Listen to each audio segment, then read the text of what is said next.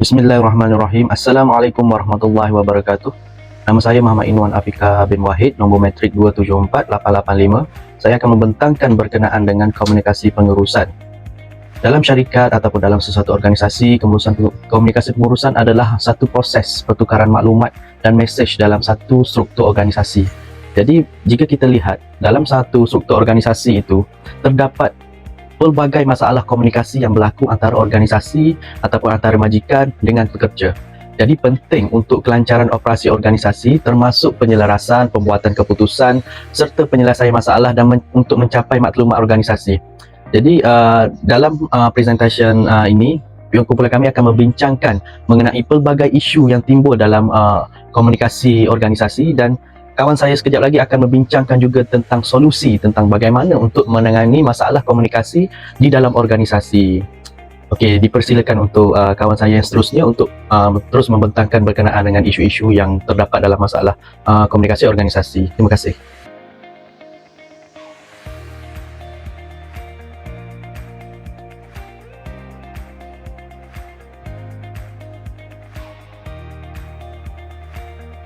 Assalamualaikum, saya ni Ahmad Najmi bin Hassan, nombor matrik 274445. Okey, saya akan membentangkan dengan perbincangan isu. Okey, TechPro Solutions Sdn Bhd adalah syarikat teknologi yang beroperasi dalam sektor IT dan perkhidmatan profesional. Mereka menawarkan penyelesaian teknologi inovatif kepada pelanggan korporat di dalam dan luar negara. Okey, terdapat isu dalam komunikasi antara pengurusan dan pekerja yang perlu diatasi. Syarikat ini bertujuan untuk meningkatkan komunikasi yang berkesan bagi meningkatkan kepuasan pekerja dan prestasi keseluruhan syarikat. Isu komunikasi ini, pengurusan yang dipilih, kekurangan komunikasi berkesan antara pengurusan dan pekerja. Antaranya dua hal ya, komunikasi dua hal ialah aplikasi isu ini, peranan dan tanggungjawab yang tidak jelas, kurang pemahaman terhadap matlamat organisasi, kesukaran berkomunikasi dan menerima maklum balas. Kekurangan komunikasi yang berkesan adalah isu yang kerap berlaku dalam organisasi ini. Akibatnya, terdapat kekurangan maklumat yang jelas kepada pekerja dan kurangnya dialog dua hal antara pengurusan dan pekerja. Macam saya beritahu tadi lah, pihak pengurusan sering gagal mendengar dan bertindak balas terhadap keperluan serta masalah pekerja. Okey, untuk seterusnya saya serahkan kepada rakan saya berkaitan model komunikasi dan pengurusan dengan isu. Terima kasih.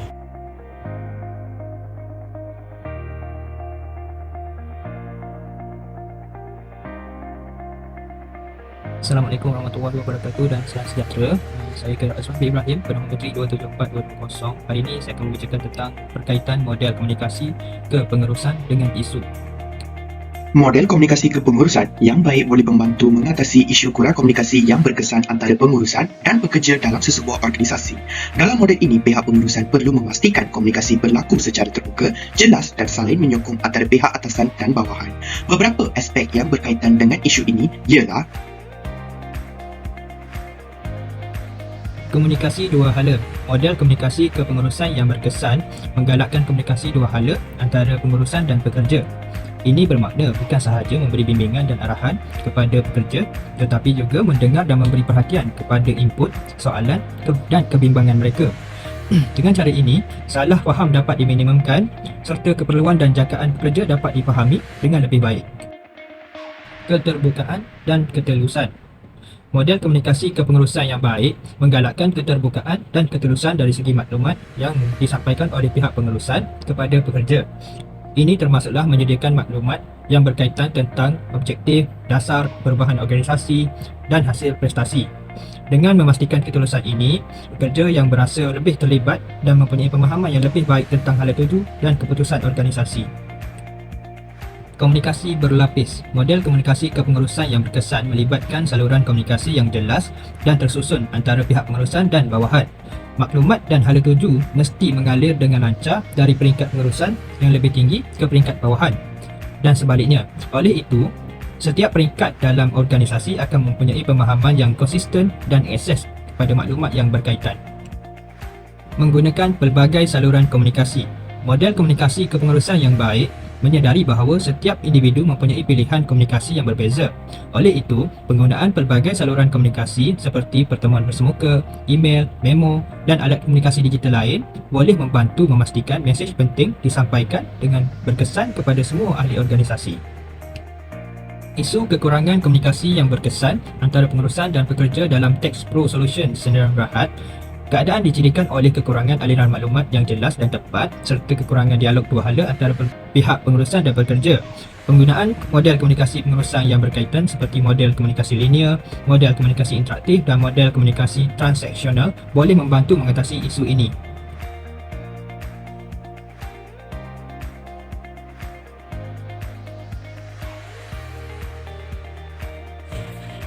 Assalamualaikum dan salam sejahtera. Saya Ahmad Muhaimi bin Idris, nombor metrik 274084.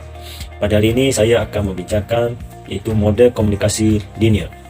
Untuk model komunikasi linear ini, yang pertama, model ini menekankan garis komunikasi lurus dari pengurusan kepada pekerja.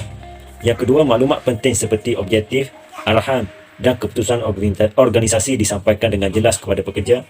Dan yang ketiga, saluran komunikasi formal seperti memo, laporan dan sesi taklimat digunakan. Yang keempat, kelancaran komunikasi dari pihak atasan kepada pihak bawahan dijaga. Dan yang kelima, model ini membantu pengurusan menyampaikan maklumat penting secara berkesan dan tepat kepada pekerja. Okey, untuk model komunikasi interaktif, yang pertama, menekankan interaksi aktif antara pengurusan dan pekerja. Yang kedua, membolehkan pertukaran dua hala idea, pendapat dan pandangan. Yang ketiga, pihak pengurusan mencipta ruang untuk pekerja memberi pendapat dan pandangan. Yang keempat, melibatkan pekerja secara aktif memahami keperluan dan masalah mereka. Dan yang kelima, meningkatkan hubungan kerja dan kepuasan pekerja. Okey, bagi model komunikasi transaksi, yang pertama, pihak pengurusan dan pekerja memberi dan menerima maklumat penting. Yang kedua, pengurusan melihat komunikasi sebagai proses transaksi. Yang ketiga, pengurusan memastikan pemahaman yang betul dan bertindak balas terhadap keperluan pekerja. Yang keempat, pekerja diberi peluang menyampaikan pendapat dan keperluan mereka. Dan yang kelima, pihak pengurusan memberi maklum balas dan menyelesaikan isu yang timbul. Melaksanakan model komunikasi pengurusan yang baik membantu mengatasi kekurangan komunikasi antara pengurusan dan pekerja di Tax Pro Solution.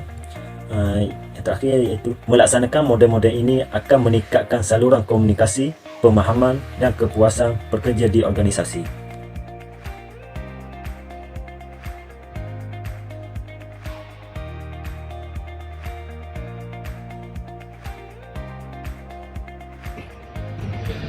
Assalamualaikum dan selamat sejahtera. Saya Muhammad Arif Ismail, nombor metrik 274285, kumpulan E, Kota Baru. Saya akan terangkan tentang pandangan dan idea. Dekat sini saya akan nyatakan terdapat 4 pandangan dan idea. Yang pertama, mewujudkan budaya komunikasi terbuka. Dan kedua, memudahkan komunikasi dua hala. Dan ketiga, menggunakan pelbagai saluran komunikasi. Dan keempat, menyediakan latihan komunikasi. Saya akan terangkan tentang mewujudkan budaya komunikasi terbuka. Adalah penting bagi pihak pengurusan untuk mewujudkan budaya komunikasi terbuka di seluruh organisasi. Ini boleh dilakukan dengan menggalakkan dialog terbuka, mengalu-alukan input dan maklum balas daripada pekerja serta mewujudkan saluran komunikasi yang mudah diakses oleh semua ahli organisasi. Yang kedua, memudahkan komunikasi dua hala. Pentadbiran harus mengamalkan pendekatan komunikasi dua hala yang efektif. Selain memberikan bimbingan dan arahan kepada pekerja, mereka juga mesti mendengar serta menjawab input, soalan dan kebimbangan yang dibangkitkan oleh pekerja. Ini akan mengukuhkan persefahaman bersama oleh dan membolehkan pihak pengurusan memahami dengan lebih baik perspektif sesebuah organisasi dan pekerja. Yang ketiga, menggunakan pelbagai saluran komunikasi. Menggunakan pelbagai saluran komunikasi iaitu pengurusan harus menggunakan pelbagai saluran komunikasi yang sesuai dengan keperluan dan pilihan pekerja. Selain pertemuan secara bersemuka, penggunaan email, platform komunikasi digital, intranet dan alat komunikasi lain boleh membantu meningkatkan keboleh capaian dan penglibatan pekerja dalam berkomunikasi dengan pihak pengurusan. Akhir sekali, yang keempat, menyediakan latihan komunikasi. Pentadbir boleh menyediakan latihan komunikasi kepada ahli pasukan mereka, baik dalam kemahiran komunikasi am dan kemahiran berkomunikasi pengurusan. Ini akan membantu mengukuhkan kemahiran berkomunikasi ahli pasukan dalam menyatakan pemikiran, mendengar dengan empati dan membina hubungan kerja yang kukuh. Terima kasih.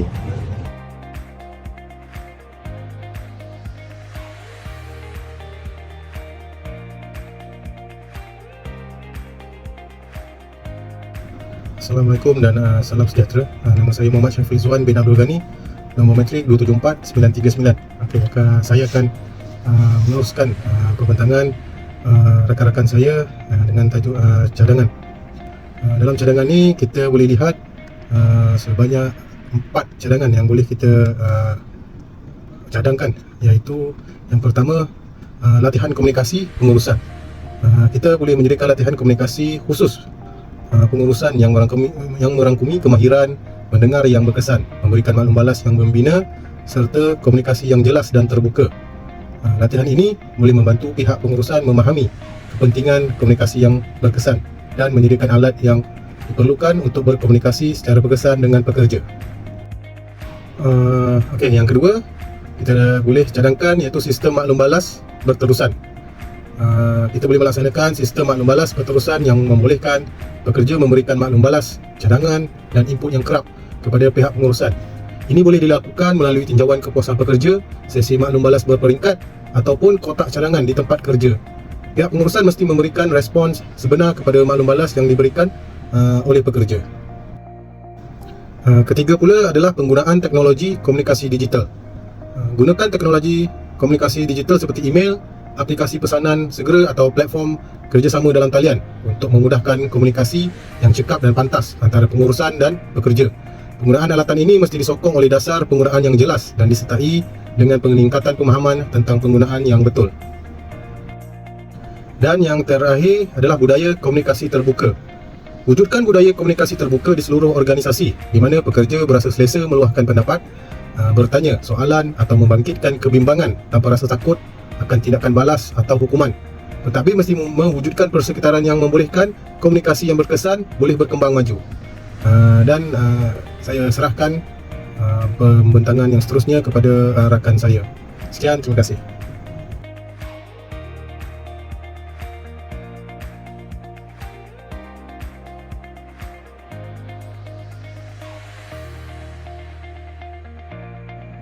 Kesimpulannya, melalui analisis kritikal terhadap isu organisasi yang dipilih, kami dapat merumuskan bahawa isu kekurangan komunikasi antara organisasi dan pekerja berpunca daripada kekaburan dan kurangnya penglibatan pekerja. Untuk itu, kami memberi pandangan bahawa pelaksanaan model komunikasi pengurusan yang baik dapat mengatasi isu ini. Bukan sekadar itu sahaja, kami mensyorkan penglibatan pekerja dalam dialog dan memberi peluang untuk menyuarakan pendapat mereka, memberi maklum balas dan bertanya soalan kepada pengurusan atau organisasi dapat memperkuatkan hubungan mereka juga. Selain itu, penggunaan pelbagai saluran komunikasi yang sesuai dan teknologi komunikasi digital dapat meningkatkan kebolehcapaian dan penglibatan pekerja dalam organisasi. Tambahan pula, latihan komunikasi kepada ahli pasukan serta mewujudkan saluran komunikasi yang formal adalah penting bagi sesebuah organisasi. Akhirnya, dengan mengamalkan strategi komunikasi pengurusan yang dinyatakan, organisasi tersebut ataupun organisasi mana-mana pun dapat mencapai matlamat bersama, meningkatkan produktiviti dan mencipta persekitaran kerja yang harmoni. Sekian, terima kasih.